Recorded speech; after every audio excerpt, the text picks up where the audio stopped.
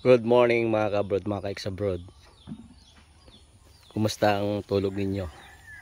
Kami nga pala ngayon ay nasa parting Goa, Camarines Sur dahil namiesta.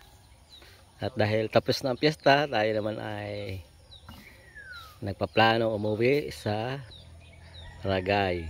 At bago tayo umuwi ay magdadala tayo ng mga gulay. Ito ang ating dadalhin pauwi. Talong. Yan o. Ang dami. Talaga namang nangingitim sa bunga oh. Ang ganda. Nakakapag gulay sila dito, nakakapag-trim ng gulay, nakakapagpabunga. Maganda kasi sagana sa patubig dito. Ito ay nasa paanan lang ng Mount Isarog. Nasa paanan lang ng Mount Isarog. Ayan o, yung Mount Isarog. Kitang-kita dito. Malapit lang yan. Ayan. Kaya kahit tag-araw ay nakakapagpatubo sila, nakakapagpabunga ng mga sari-saring gulay. At this time of year ay talong ang kanilang naisipang itanim.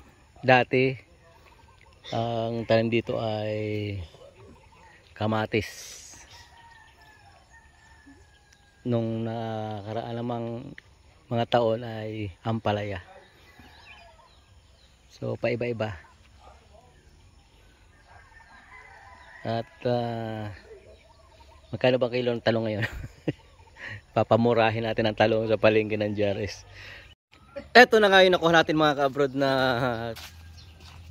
talong. Wala pang 10 minutes. Mayroon ng kalahating bimig. Tinaktak na nga po. Ayan o. Fresh na fresh. From the source. Mga ka-abroad, mga ka-ex-abroad, meron tayong good news and bad news. Unahin natin yung bad news. Naubos sa kabibili ng Red Horse yung ating pamasahe pa uwi.